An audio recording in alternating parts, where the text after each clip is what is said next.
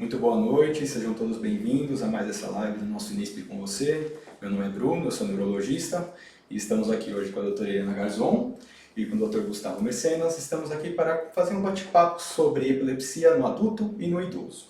Bom, então primeiro para a doutora Eliana Garzon. Doutora, como a gente pode definir uma convulsão e qual a diferença entre convulsão e epilepsia? Muito boa noite a todos, boa noite Dr. Bruno, Dr. Gustavo. Então vamos iniciar este bate-papo, mandem suas perguntas. Então, o que é uma convulsão? Convulsão é um termo que se refere a um sintoma que, na verdade, o termo correto seria a crise epilética. Esse seria o termo correto. O que é uma crise epilética? É um sintoma decorrente de descargas neuronais anormais. São descargas exageradas e neste momento em que essas descargas estão ocorrendo, podem acontecer alguns sintomas. Então, um dos mais comuns é a perda da consciência, mas podem ocorrer abalos motores, sintomas visuais, sensação de formigamento, às vezes alguma alteração de memória, confusão, depende muito do tipo, da região do cérebro em que está gerando essas descargas anormais. E os sintomas, então, vão ser correlacionados com essa região. O termo convulsão se refere quando existem abalos musculares. Quando a manifestação é muito envolvida ou predominantemente com abalos motores, nós podemos usar o termo convulsão, certo? Mas qualquer um desses sintomas, se nós falarmos crise epilética, estamos definindo que são decorrentes de descargas neuronais anormais. Tá? Perguntou sobre epilepsia? Isso, exatamente. Tá. Então, assim, a diferença disso com a epilepsia. Isso, Epilepsia é a repetição das crises, né, de uma forma recorrente, sem um fator precipitante. É bem importante definir isso, porque tem algumas condições, né, por exemplo, crianças que têm febre, então sempre as convulsões estão relacionadas à febre, então nós chamamos de crise febril. Um fator causal. É um fator causal. Então, uma pessoa, por exemplo, que tenha uma intoxicação por álcool, pode ter uma convulsão. Então, não necessariamente isso é epilepsia, estava relacionado àquela situação ali da intoxicação por álcool, né? Abstinência de algumas substâncias. Então, o importante é que as crises que se repetem sem um fator específico, causador das crises, nós chamamos isso de epilepsia. Muito bem, muito bem. E Gustavo, quais as principais causas de epilepsia no adulto? Que a gente também fala muito sobre criança, mas as causas da epilepsia no adulto são um tanto quanto diferentes, né? Isso. O que você pode falar? Boa noite a todos, boa noite, doutora Eliana, boa noite, Bruno. Assim, a epilepsia é uma doença muito heterogênea e ela ocorre em todas as faixas etárias, criança, adulto, idoso, e cada faixa etária tem a sua particularidade com relação às causas mais frequentes. Então, assim, a gente vê que no adulto, as principais causas, assim, a principal causa de epilepsia no adulto é a epilepsia do lobo temporal, que tem a esclerose mesial temporal, que geralmente você tem uma alteração do hipocampo, que é uma região específica do lobo temporal, que está muito implicada na gênese das crises. Então, esse é um quadro bem específico, é um quadro, acho que, mais comum da epilepsia no adulto. Mas também tem outras causas, acho que no adulto também tem aquelas epilepsias que começaram na adolescência, algumas na infância e que persistem até a fase adulta. A epilepsia de ausência juvenil, a mioclônica juvenil, aquelas tônico-clônicas do despertar, são pessoas que começam a ter crise já na infância e levam até a fase adulta e continuam tendo crise. E a partir da fase adulta, e também a gente vê no idoso, que é outro pico que começa a surgir outros casos de epilepsia, você começa a ter as epilepsias secundárias a algumas alterações ou lesões do sistema nervoso central. Então começa a ter algumas crises que são sintomáticas secundárias a algumas patologias. Então, um AVC ou um trauma crânioencefálico grave, começa também a surgir esse tipo de etiologia, que é o tipo mais comum já no idoso. Os quadros demenciais também, Isso. depois de um certo tempo, às vezes até mais inicialmente podem cursar, né? Mas Pode é uma cursar. gama muito grande, né? Isso. E falando ainda sobre essas epilepsias, então, que começam mais na infância, na adolescência, elas persistem, eu queria falar um pouquinho, que foi inclusive uma pergunta do pessoal, sobre a epilepsia de ausência juvenil com crises refratárias. Você pode falar um pouquinho pra gente a respeito? Posso sim. Na verdade, assim, a epilepsia de ausência juvenil, na maioria das vezes, ela começa na adolescência, e 13, 14 anos, e uma boa parte ela se resolve durante a adolescência e o paciente não tem mais crises na fase adulta. Mas tem um grupo de pacientes que ele persiste tendo crises na fase adulta. E aí, geralmente, ele tem as crises de ausência, em que o paciente fica um pouco fora do ar, perde o contato com o meio, dura alguns segundos. E ele pode também ter outras manifestações de crise que a gente chama tônico-clônico generalizada, que são aquelas convulsões, também podem ocorrer.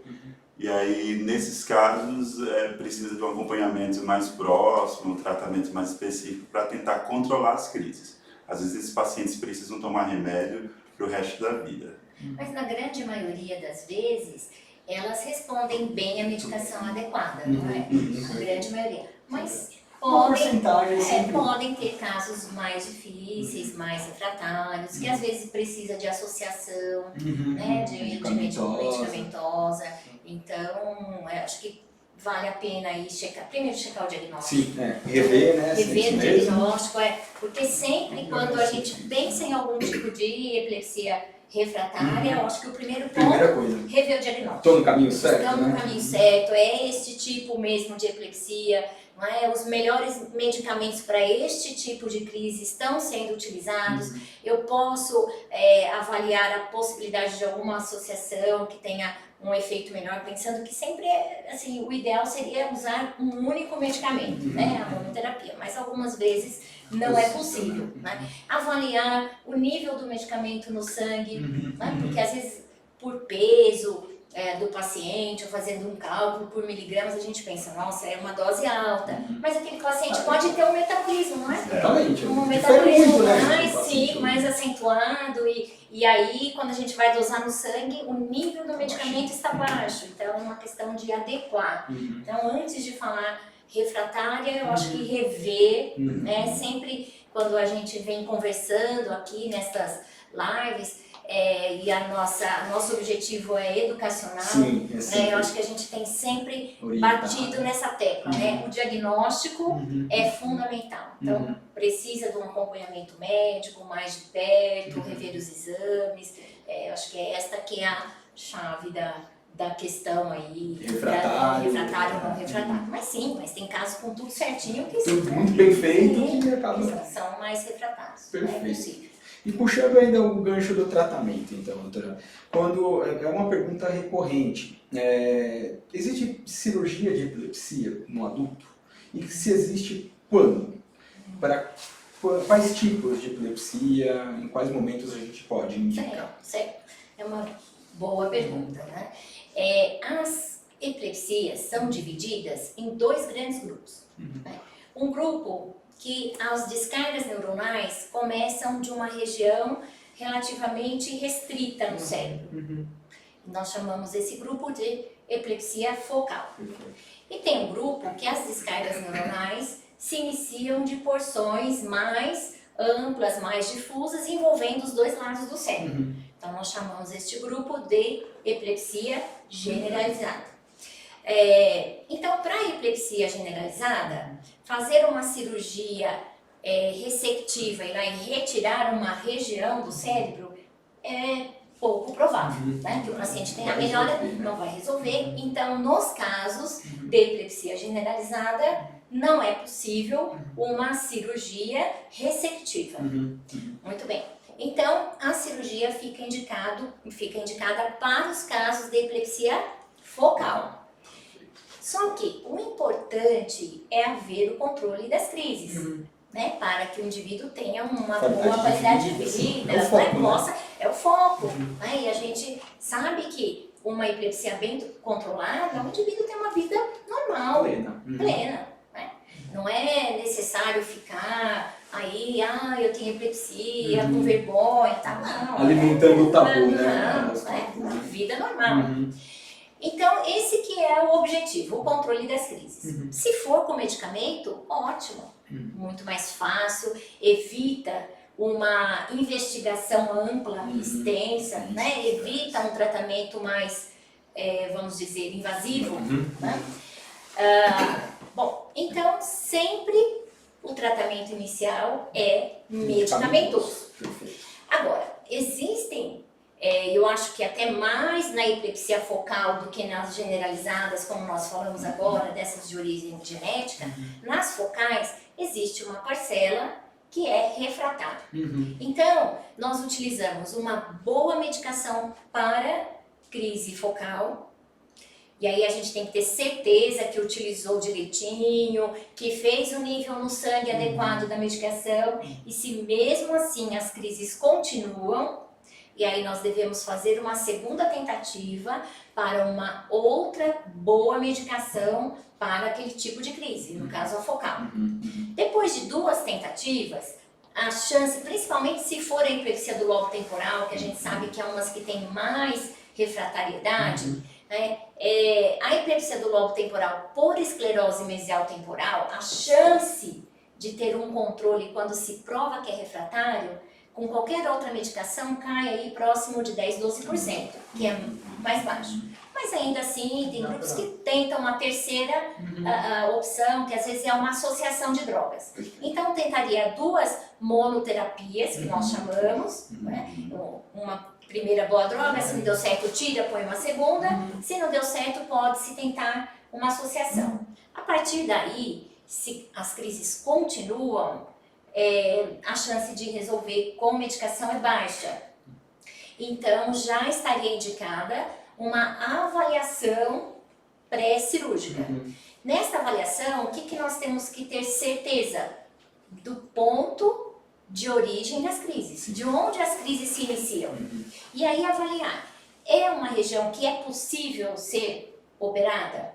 Porque cirurgia de epilepsia é uma cirurgia funcional, não se aceita trocar a epilepsia por um déficit. Por um outro prejuízo. Um outro prejuízo. Então, é uma cirurgia que tem que ser indicada e o paciente tem que ter uma boa chance de se curar, de ficar livre das crises sem nenhum déficit. Então, para isto, uma série de exames pré-operatórios são realizados. Então, vai se realizar uma boa ressonância magnética, um exame que se chama vídeo EG, que o paciente tem que ficar hospitalizado gravando as crises para que se veja do ponto de vista clínico como as crises são e do ponto de vista eletrográfico para definir a área cerebral que ela se inicia, fazer um teste chamado teste neuropsicológico para avaliar como que estão as funções cerebrais e se for aquela área da crise retirada, se o paciente vai ter algum prejuízo. Né? Muitas vezes a gente precisa de um SPECT e que tal, que é um exame de perfusão que se injeta um contraste no momento da crise para avaliar ali qual é a região que começa, a área específica, às vezes um PET-CT. Então depende de cada caso. Exames mais elaborados, mais sofisticados, complexos, mas que nós devemos fazer tudo antes. Sim. Porque depois, se operou e não deu certo, não tem como resolver lá, né? Então, tudo que for necessário deve-se fazer antes. Planejamento adequado. Planejamento adequado. E aí, se tudo for convergente, se encontrar a área, não for causar nenhum déficit adicional para o paciente, está super indicada a cirurgia, inclusive para esclerose mesial temporal, com resultados excelentes, assim, na margem de 70% a 80% dos pacientes completamente livres de crises, então são resultados muito bons. Um resultado que temos pouco na medicina com outros casos, até não neurológicos. Possibilidade de controle, cura, de fato, muito bastante legal. Interessante. E eu só queria frisar uma coisa com relação ao tratamento cirúrgico, só para deixar bem destacado, que quando indicada a avaliação cirúrgica, ela é sempre um complemento ao tratamento clínico. Sim. Porque o objetivo é manter a qualidade de vida do paciente e manter ele livre de crises quando possível. Então, porque muitos pacientes perguntam, eu quero fazer cirurgia para parar de tomar remédio. Isso é muito bem Na verdade, é tudo um conjunto e um auxilia ao tratamento clínico. Então, a gente, na maioria das vezes, é um paciente refratário, que ele vai ser avaliado, se for candidato à cirurgia, vai ser mais uma estratégia para tentar deixar ele livre de crise. Sim, mas não necessariamente ele vai ficar sem tomar a medicação. Né? Às vezes ele vai precisar, sempre pode-se simplificar o esquema, mas muitas vezes ele precisa tomar medicação. Isso assim, muito bem lembrado, né? Aquela pessoa que está bem controlada com a medicação, né? Não se imagina, vou fazer uma cirurgia para tirar o medicamento. Não tem cabimento, não né? Não dá. Ir lá e tirar um pedaço do cérebro para não tomar o remédio. Não, tá tudo bem, continue tomando o remédio. Exatamente. Assim como com hipertensão, com diabetes, outras doenças também, é o mesmo raciocínio, né? E tem uma pergunta para o Dr. Gustavo aqui, direcional. Então, pensando no diagnóstico, qual o papel do vídeo EEG para o paciente com epilepsia? Eu acredito que como que o vídeo eletroencefalograma pode mudar a vida, o diagnóstico, o acompanhamento do paciente com epilepsia? O vídeo EEG ele ajuda muito. Às vezes é ele que decide. Porque, na verdade, assim, a epilepsia, o diagnóstico é clínico. É o neurologista, o médico, conversando, examinando com o paciente, ele vai chegar ao diagnóstico, à suspeita de epilepsia. Nem sempre, partindo logo do princípio, nem sempre é fácil determinar se aqueles eventos que o paciente está tendo são crises epiléticas. E aí a primeira indicação, uma das indicações do vídeo EEG seria essa. Aquele paciente que tem uma síncope, a gente fica na dúvida, às vezes o idoso, a gente está falando de adulto e idoso. Às vezes ele perde a consciência, cai, eu fico na dúvida se aquilo ali é crise, ou se aquilo ali tem uma origem cardíaca, cai a pressão e ele desmaia.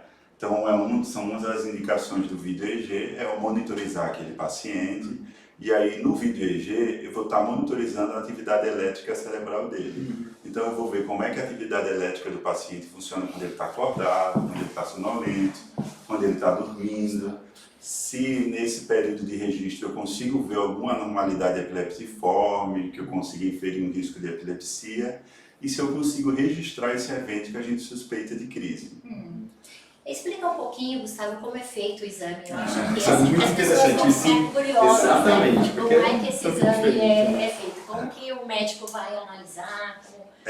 Esse exame ele é feito numa unidade de monitorização de vídeo EEG, geralmente é feito em hospitais, e o paciente interna no leito, e aí ele é monitorizado, é colocado os eletrodos recobrindo todo o escalpo, o couro cabeludo, que é para a gente registrar toda a atividade do córtex elétrico. Então, a gente vai deixar ele registrando, ele fica sendo monitorizado, a gente fica filmando e vendo o traçado dele em tempo real. Então, é sincronizado, né? Sincronizado. Então eu estou vendo aquele paciente ali sendo filmado e estou vendo o traçado dele ali rodando o tempo inteiro. E aí não existe um tempo exato de exame, vai depender muito de cada paciente. Tem paciente que fica 24 horas, tem paciente que chega a ficar uma semana, a depender do objetivo do exame. E aí, nesse exame, né, às vezes o paciente já toma medicação, a gente quer ver crise, a gente pode retirar a medicação para poder ver o paciente tendo crise. Às vezes o paciente não toma medicação, mas eu tenho dúvida se aquilo ali é epilepsia, eu vou monitorizar para ver o evento, para ver se é epilepsia. Às vezes eu preciso ajustar, eu ajustei o medicamento, eu quero ver como que o paciente está nesse ajuste de medicamento, eu posso monitorizar também esse ajuste. Então é um exame bem completo, né?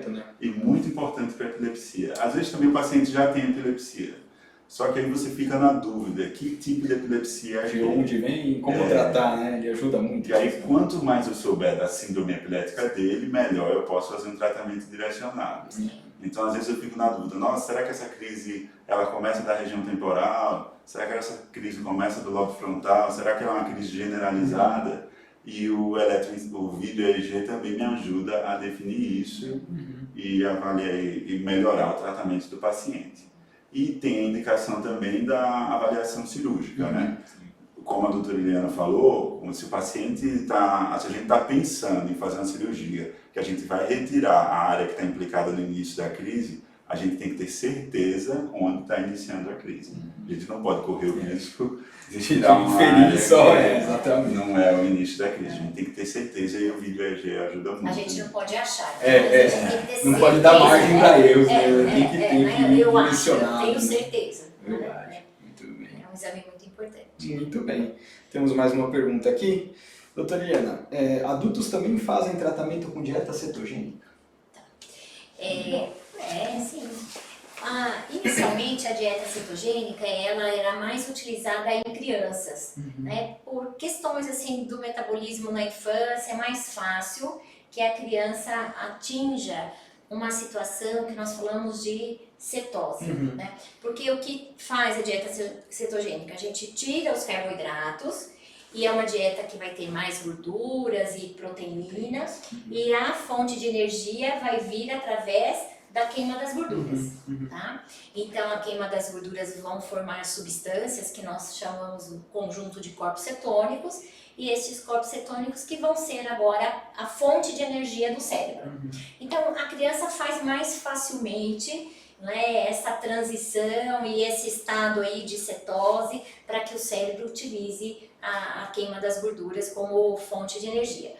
Mais recentemente tem se visto que a dieta cetogênica também pode ser eficiente no adulto, né? Então, e hoje em dia assim tem se tentado ver alternativas. Então, a dieta de Atkins, né, que foi uma dieta idealizada aí para emagrecimento, hoje se viu que ela também leva a um estado de cetose, ela pode contribuir aí no controle das crises. Então, sim, o adulto também pode utilizar a dieta cetogênica, sim, sem dúvida. E geralmente superposta ao tratamento medicamentoso.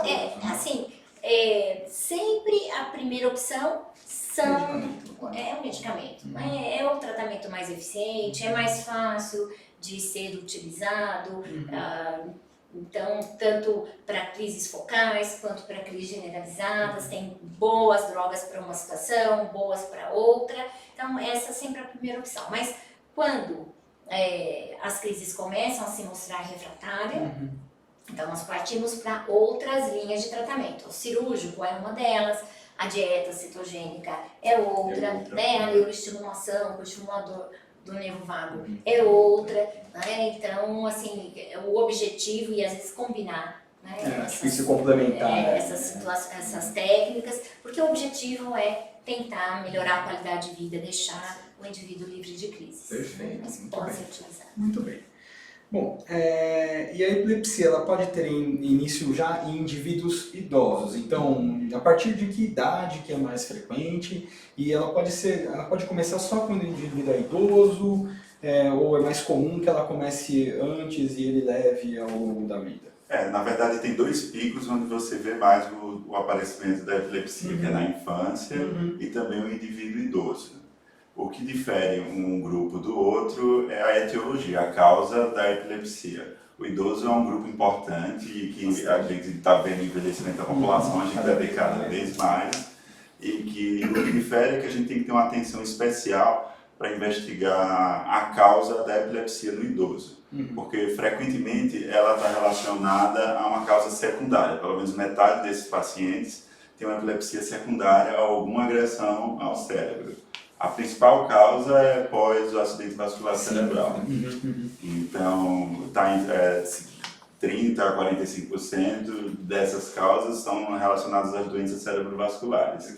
E aí também tem outras causas, como a infecto metabólica, as infecções do sistema nervoso central, traumatismo crânioencefálico, síndromes demenciais que cursam com crise, com epilepsia associado. E tumores. Então é um grupo que tem um fator de risco importante. Então, por exemplo, um idoso que teve um AVC ou um TCE grave, ele tem até, se forem casos mais graves, condições mais graves, AVCs mais extensos e TCEs graves, ele chega a ter uma chance de 30% de desenvolver epilepsia. E ela pode ocorrer logo após o evento, ou nos primeiros 5 anos a maioria, mas até os 20 anos pode depois ocorrer, do evento pode ocorrer. Mais tardiamente. Isso. E tem nuances assim na diferença do tratamento da epilepsia, especialmente medicamentoso, na criança, no adulto e no idoso? A gente consegue usar as mesmas medicações ou a gente tem que ficar atento para medicações diferentes? Embora alguns pacientes possam falar, eu vi uma criança usando mesmo. Sim, né? exatamente. Relativamente frequente. Né? Mas tem até uma classificação de idosos que é interessante, que antes dividia 65 a 74, 74 a 84 Super e idosos. acima de 85. Mas hoje em dia a idade está mudando um pouco, por conta da qualidade de vida que a gente está alcançando melhor. E aí tem até uma classificação para epilético que é idoso com epilepsia mais saudável, que é aquele idoso que só tem epilepsia, idoso com epilepsia mais comorbidades, ele tem pressão alta, diabetes, tudo, e o idoso com epilepsia já com um grau de comprometimento avançado, aquele que já depende dos outros para as atividades, ou mora em casa de repouso, tudo. E aí em cada condição você vai ter que pensar muito em cada paciente que medicação usar, porque é um grupo que a gente tem que se preocupar muito com a interação com as outras medicações. Polifarmácia, né? Polifarmácia, um remédio às vezes interage no nível cérebro do outro, então aumenta a ação de um, abaixa a ação de outro. É um grupo que tem um risco cardiovascular aumentado, que tem um risco para outras doenças mais aumentadas. Então a gente tem que pensar caso a caso qual a melhor medicação para eles. Então, por exemplo, eu tenho que me preocupar muito, será que esse remédio da tontura pode levar o idoso à queda? Então, um raciocínio especial para esse grupo. Sempre procurando fazer benefício e evitando malefício. Isso. Né? E esse grupo, todos, mas esse em especial, a gente deve tentar insistir muito na monoterapia. Sim. Porque quanto mais remédio, maior risco dele ter outros efeitos colaterais e aumentar a morbidade dele. Então esse só tem uma vantagem porque é um grupo que tende a responder melhor do que... Sim, isso é bem interessante, né? Então, parece que a epilepsia é de mais fácil controle, né? sim. Nesse grupo, é bem interessante. Então vale insistir a monoterapia nele. Legal. Uma pergunta aqui, Alzheimer pode causar epilepsia? Então, existe uma associação positiva entre Alzheimer. Quem tem um idoso que tem Alzheimer e um idoso que não tem Alzheimer, ele tem uma chance de 5 a 10 vezes mais de ter crise. Então tem essa associação. O Alzheimer e nas demências o paciente vai perdendo neurônio, isso deve alterar ali a sinapse, funcionamento. E a gente vê nesses pacientes que têm Alzheimer uma maior incidência de epilepsia. Sim, geralmente mais tardia. Não é que não pode dar no começo do quadro, mas geralmente mais tardia. Quanto mais avançado, maior tem uma coisa assim, quanto mais precoce o Alzheimer quanto mais precoce, maior a chance. E quanto mais anos de doença, também maior a chance de você desenvolver epilepsia relacionada ao Alzheimer, no caso. Perfeito, muito bem. Mudando então aqui um pouquinho o foco. Doutora Eliana, a epilepsia na mulher, ela tem suas particularidades. Sim. Ela pode ter relação com o ciclo menstrual? Tá. Bom, assim como no idoso, né, a epilepsia na mulher é um capítulo também à parte que nós devemos pensar em várias possibilidades, né? Por exemplo, mulheres em idade fértil. Né? Essa mulher vai, muitas vezes, tem o desejo de engravidar, não há nenhum problema em engravidar, né? Tendo epilepsia e tomando a medicação. É importante saber que tem, assim como no idoso, aquele grupo de medicamentos que são mais indicados para as mulheres em idade fértil. Toda vez que a gente está tratando uma mulher em idade fértil, a gente tem que pensar nessa possibilidade e suplementar com ácido fólico, né? Que é algo tão simples, né? Que normalmente se usa aí durante a gestação, até para prevenir malformações, principalmente de sistema nervoso central do feto, né? Então, independente, é uma mulher em idade fértil, está tratando, vai tomar seu ácido fólico, que isso vai ajudar bastante. Então, pensando aí nessas particularidades, né, sempre pensar, discutir o planejamento familiar, né? No caso das mulheres que não querem engravidar, que fazem uso de contraceptivo oral, a gente também tem que pensar que tem alguns medicamentos que interagem com o contraceptivo oral, então ele tem que ter medicamentos com uma dosagem maior de estrógeno quando se faz a opção por utilizar a contracepção por via oral, né? Tem que pensar no grupo de anovulatórios que você vai escolher e pensar bem no anticonvulsivante. Então essas particularidades todas têm que ser bem discutidas com o médico da situação. Olha, agora eu não quero meu planejamento familiar, vai ser assim, assim, assim. Tem que se planejar. Né? Planejado não vai ter erro. Né? Então é muito importante que as mulheres saibam que podem ser mães sem nenhum problema. Agora, vem essa questão aí do ciclo hormonal mensal das mulheres e que, em geral, assim, se discute, né, até que ponto, parece que em animais, quando se faz estudos, o estrógeno ele facilita a ocorrência de crises, né? E a progesterona inibiria as crises, né? Então, às vezes isso não se reproduz muito bem nos humanos, mas via de regra, a gente sabe que os picos de estrógenos são momentos em que as mulheres ficam mais vulneráveis a ter mais crises. Então, esta relação com o ciclo menstrual existe sim. E isso precisa também ser discutido com o médico, às vezes se reforça os medicamentos nesse período, quando é bem determinado, pode-se lançar mão de algumas outras opções, assim, complementando, eu sempre tenho crise no 14º dia, então vamos utilizar um diurético ou mesmo um benzodiazepínico nesse período, né? Então existe essa relação, isso tem que ser discutido com o médico para se pensar numa boa opção para que as crises não tenham este escape. Né? Na situação de usar o contraceptivo, vamos dar preferência a um que tenha mais progesterona. Então, talvez com mais progesterona eu não fico fazendo esses ciclos de muito estrógeno e eu também melhoro as crises da paciente. Então, isso tem relação e tem que ser discutido. Tem que ser discutido, perfeito. E existem alimentos que não devem ser ingeridos por quem tem epilepsia? Bebida alcoólica, outras substâncias, qual que é a interação? Como é essa relação? Nós temos que imaginar, assim, né, como nós falamos no começo, que as crises são decorrentes de descargas neuronais anormais e exageradas. Né? Então tem algumas substâncias, o álcool é uma delas, que são drogas que vão facilitar a excitação neuronal. Né? Então, quando a pessoa faz uso, ela fica mais liberada, né? Mais feliz. Então, desinibida, que lá dentro, no cérebro, tem neurotransmissores mais excitatórios ali sendo liberados. Né? E para quem tem epilepsia, né, o álcool é um gatilho para as crises. Eu vou favorecer tudo aquilo que a medicação faz, que é tentar levar as descargas neuronais para um patamar normal.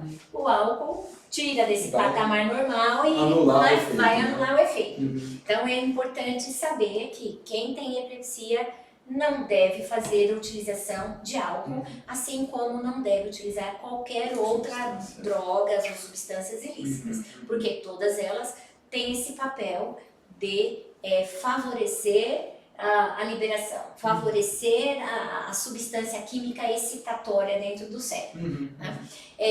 Muito bem, então isso não deve se utilizar. Agora, tem muitas pessoas que perguntam, eu posso tomar refrigerante, eu posso tomar café, né? O café tem cafeína. Né? A gente diz assim, Bruno, que dentro das quantidades normais, né, sem exageros, a pessoa com epilepsia deve ter nenhum prejuízo. Né? É importante até que ela se alimente bem, é importante que ela não pule refeições, né? Porque às vezes nessa nossa vida corrida, você acorda, não deu tempo de tomar café da manhã, e você vai trabalhar e vai almoçar 3 horas da tarde. Isso leva a uma baixa de glicose no sangue, né? A hipoglicemia, que nós chamamos. E a hipoglicemia, tudo que está desequilibrado, favorece crises. Então, a hipoglicemia favorece crises. Então, é importante saber que uma boa alimentação saudável, que contenha tudo, que contenha frutas, verduras, legumes, né, até as porções normais de carboidrato, pode tomar seu cafezinho dentro das quantidades normais, sem nada habituais, nada, né, com exagero. Só vai ajudar, né? Faz parte do tratamento também, assim como o medicamento regular nos horários regulares. Perfeito, muito bem. E Gustavo, epilepsia e direção. Como é que funciona É isso? uma pergunta É uma pergunta frequente. Na verdade, assim, existe uma legislação sobre o assunto e que ela muda frequentemente, então é bom estar sempre acompanhando e perguntando para o neurologista, para o médico que acompanha qual que é a orientação. Mas hoje, assim, o paciente epilético, ele pode dirigir desde que ele tenha algumas condições para que isso ocorra. Então, primeiro ele só pode dirigir na categoria B, ele não pode ser um motorista, nem exercer aquilo profissionalmente, nem dirigir caminhão, carro, que comporte muitas pessoas, mas ele pode ter categoria B, desde que ele esteja controlado das crises, sem mexer na medicação, por mais de 1 ano, junto com o relatório do médico que acompanha, e ele vai passar pela avaliação do Detran, uma avaliação do médico perito, tudo, e aí ele pode ser liberado para dirigir. E existe outra condição também, se aquele paciente está sem crise e está retirando a medicação. E aí esse paciente também, desde com o relatório do médico acompanhante, precisa estar 2 anos sem crise.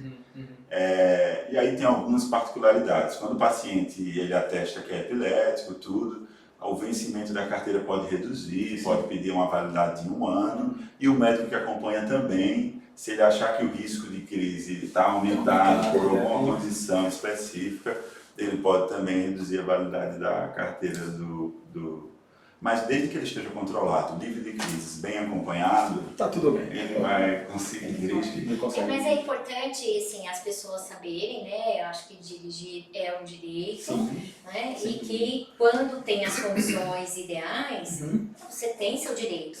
Mas eu acho que é muito importante que se respeite isso, né? Porque o que a gente vê frequentemente, às vezes a pessoa, não vou falar, ou então, né, tem a carteira.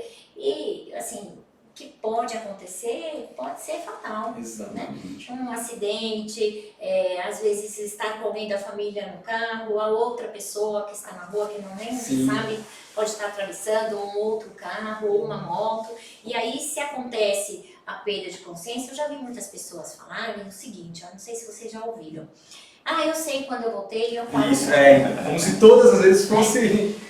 Isso não é vai assim, ser né? assim. Exatamente. Né? Às vezes sabe que vai ter, não dá tempo de Dá parar, pra prever. e pode acontecer em situações que não percebe o início. Sim. E aí apaga. Né? E aí imagina estando numa via, outras pessoas atravessando, às vezes ali apagou, tá ali o sinal vermelho. A pessoa não tem esse reflexo, vai passar. Então assim, eu acho que é importante respeitar. Sim, uma questão de empatia com o próximo também, né? O próximo com a sua Segurança vida, sua, mas de outrem também, né? É importante. Eu acho. Legal, sem dúvida. E prática de atividade física, Gustavo? Pode fazer tudo?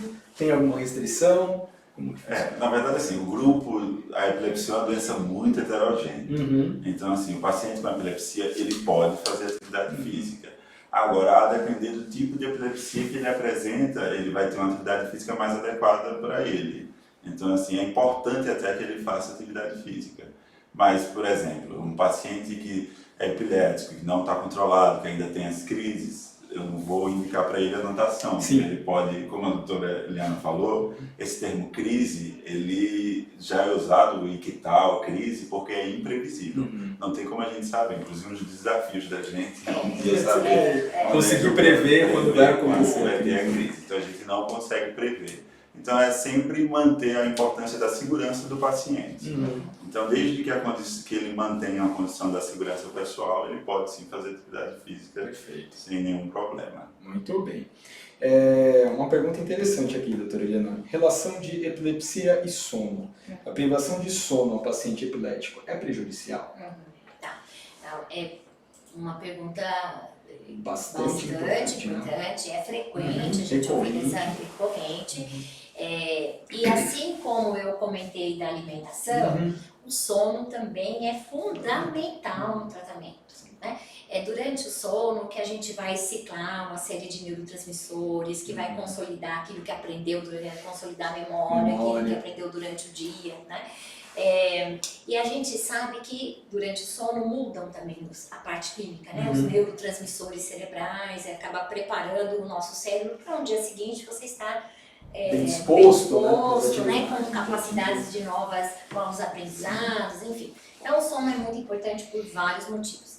E no caso das crises, até assim, algumas pessoas que já fizeram o exame de eletroencefalograma vão ver que no preparo pede para que o paciente durma pouco. Né? E por que isso? Por que este preparo? Porque o eletroencefalograma é um exame que nós vamos querer ver se tem alguma normalidade, até para ajudar no diagnóstico, no tipo de crise de epilepsia, para que o tratamento seja bem direcionado. Então é interessante que o exame mostre alguma coisa. Né? E aí a privação de sono, ela vem porque é o momento que ela ativa as anormalidades. Facilita, né? Facilita. Então facilita a ocorrência de crises. Né? Então, para aquelas pessoas que têm crises, dormir 8 horas é fundamental. É fundamental. Porque às vezes a pessoa até toma, a gente vê, principalmente nas formas de epilepsia genética. Essas que nós falamos no começo, que começa na adolescência, às vezes persiste na vida adulta. E aí também você perguntou e pediu pra gente discutir um pouquinho dessas ausências juvenil refratária. Às vezes assim, a infratalidade se dá pelo hábito de higiene do sono inadequado. Sim, de não dormir muito bem, né, de fazer uso de álcool, qualquer outra substância. Então isso nós não falamos, mas também tem que se discutir, né, o hábito de vida do paciente. Né? Então o sono, 8 horas, que a maioria das pessoas precisa, com 8 horas está bem, está suficiente, também é recomendado. Né? Tomar a medicação certa, nos horários pré-determinados pelo médico, ter uma boa alimentação, não ficar em jejum e dormir 8 horas. Ah, mas eu não posso ir a uma festa, não posso ir a um casamento. Pode, mas vamos organizar, certo? Descanse antes, vá para sua festa, aí de preferência marque ou vá nessas festas mais no final de semana, ou de tal forma que no dia seguinte você possa compensar, estender um pouco mais suas horas de sono para cumprir estas 8 horas. Então isso é fundamental. Não vale lá, vai na festa, no casamento e tal, chegou em casa 4 horas da manhã, 6 horas está saindo para trabalhar. Vai ter crise. O pessoal às vezes faz o combo, né? Não dorme, bebe, não se alimenta e depois fatalmente pode ter uma crise de fato. Né? Então isso é importante. Então isso é muito importante. Muito legal. Tem uma pergunta aqui, vamos ver. Essa é interessante, um tanto quanto capciosa, mas é interessante. O uso da maconha como droga ilícita, não como questão terapêutica, ela ajuda ou prejudica um paciente que tem epilepsia? Assim, não é infrequente nós pegarmos aqui no consultório pessoas que nunca tiveram epilepsia, exatamente, tá? Que são usuários de maconha e começam a apresentar epilepsia. Exatamente. Tá? Então, o uso de qualquer droga ilícita, na verdade, prejudica. Não é terapêutico, não faz tratamento. Inclusive, o uso da maconha também precipita quadros psiquiátricos. Sim, exatamente. Ansiedade, psicose, esquizofrenia, Sim, né? sim, Então, sim. tudo isso, às vezes aquela pessoa tem já um fator genético, uma facilidade, então Tá às vezes aquecente, ali, ali às vezes não ia quietinha. ter nada, faz o Tem uso. aquele start pelo uso da substância. Né? Então, assim, não é, não, tem maconha terapêutica, mas isso aí é uma outra história, tá? A utilização prejudica. Ponto. Perfeito. E puxando então o gancho aqui, tem uma questão. Os pacientes psiquiátricos, Gustavo, têm mais chance de ter epilepsia? Existe uma relação frequente, uma comorbidade frequente entre pacientes que têm transtorno psiquiátrico e epilepsia. E aí tem duas vias. Os pacientes psiquiátricos, eles têm uma incidência maior de epilepsia comparado à população normal. E a gente também tem outro lado, que é o paciente epilético, que começa a desenvolver também um transtorno psiquiátrico, ou por mau controle das crises, começa a desenvolver casos de alteração comportamental prolongados depois que tem crises, às vezes um tratamento inadequado, começa a ter alteração de humor, e aí, ou então pela qualidade de vida que mudou muito, começa a ter um transtorno de depressão e ansiedade. Então existe essa associação nessas duas vias, tanto como duas patologias associadas, como também, às vezes, principalmente quando tem um controle ruim das crises epiléticas, é comum que os pacientes também começam a desenvolver um quadro psiquiátrico associado. Muito bem. E aí tem que se prestar bastante atenção nisso, porque às vezes você não dá atenção para o quadro psiquiátrico que está ali se formando, o paciente está ficando depressivo, ansioso, e isso vai ser super importante no controle das crises do Prejuízo de paciente. qualidade de vida, né? A gente sempre tem que levar Então, a gente isso. sempre tem que prestar bastante atenção nisso, uma avaliação psíquica mesmo do paciente que tem epilepsia. Perfeito, muito bem. E puxando então o gancho, em relação a efeitos colaterais dos anticonvulsivantes, quais são os mais comuns, os mais esperados? O que a gente pode saber? Os pacientes eles têm muito medo dos efeitos Sim, colaterais. nossa, é o que faz muitas vezes eles não tomarem a medicação medicação, adequadamente, né? E isso, acabam não aproveitando o benefício é. do controle, né? Então, assim, a primeira coisa é que a escolha do medicamento para determinado paciente. Então, na hora que você discutir com o seu médico, na verdade, aí, partindo também do médico, é importante essa discussão para ver qual o perfil do paciente, para que você possa escolher uma medicação que tenha menos efeitos colaterais possíveis. Perfeito. E aí também existe também a dose adequada para o paciente, a maneira como se introduz a medicação. Então, às vezes, um medicamento que você entrou com uma dose muito alta, o paciente ficou com muito efeito colateral, e aí o paciente, lógico, não vai aderir, né? Ninguém aguenta, né? Então, a maneira como foi introduzido, a maneira como foi, e tudo isso tem que ser muito discutido com o paciente. E aí, se o paciente mesmo assim tiver um efeito colateral, a gente vai ajustar a dose, então trocar a medicação, então tem que sempre discutir com o médico aquele efeito colateral. Os mais frequentes na pergunta, assim, muitos reclamam de sonolência, tontura, alguns podem dar ganho de peso, desequilíbrio, mas isso é uma coisa sempre que deve se discutir com o médico e tentar ajustar para que isso não ocorra mesmo. Tentar fazer com que o paciente fique livre de crise, mas que ele mantenha a qualidade de vida. Eu queria só reforçar, né? Porque algumas pessoas pensam que para eu ficar livre de crises eu tenho que ficar com efeitos colaterais. Sim. E não é assim. Né? Não é assim. O objetivo cobre um para descobrir o outro, não tem como. Não tem. O objetivo é ficar livre de crises sem efeitos colaterais.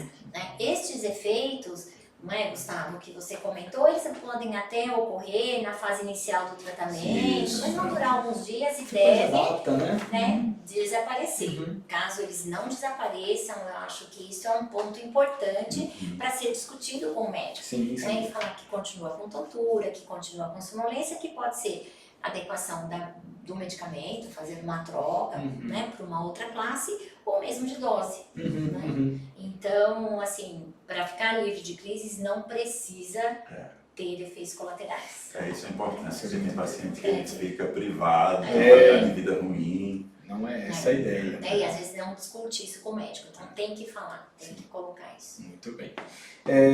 Existe algum dispositivo, doutora Eliana, que pode avisar quando vai acontecer a crise?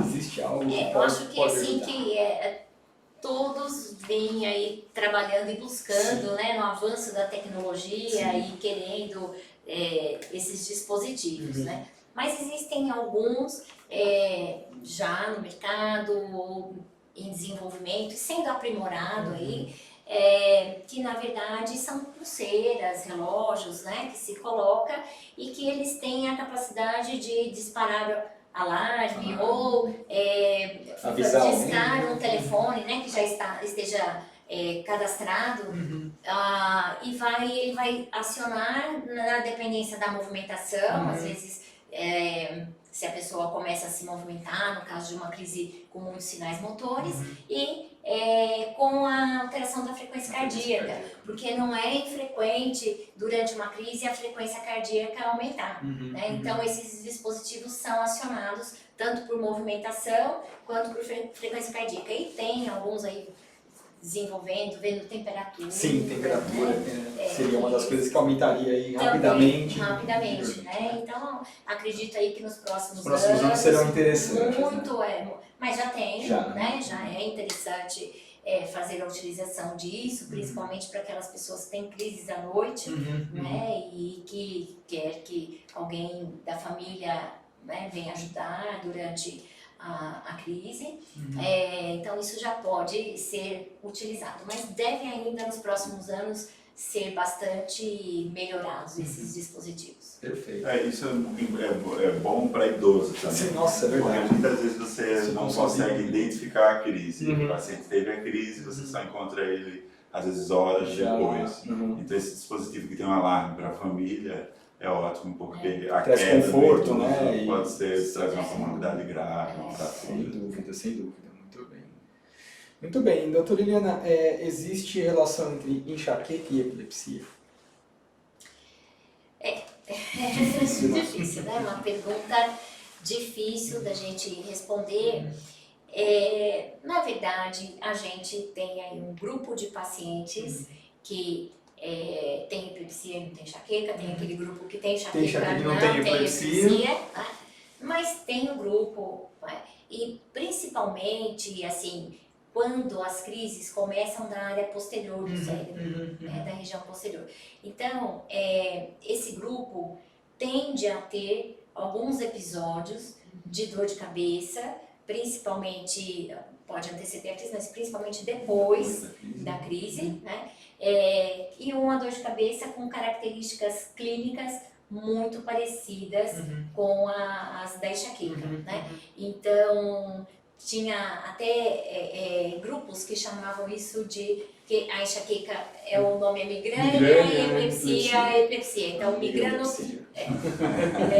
para juntar as duas coisas, né? Mas assim, eu acho que estamos em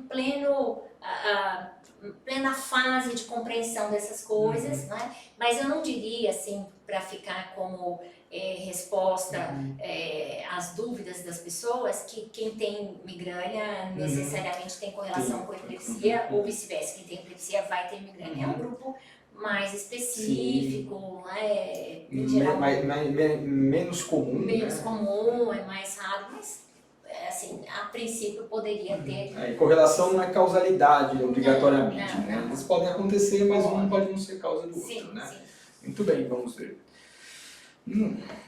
O VNS funciona em epilepsia de difícil controle? Na verdade, o VNS é indicado para epilepsia de difícil controle, né? Aquela epilepsia que controla com medicação, gente, por favor, Não, sem VNS, sem cirurgia, sem mais só nada. medicação, né?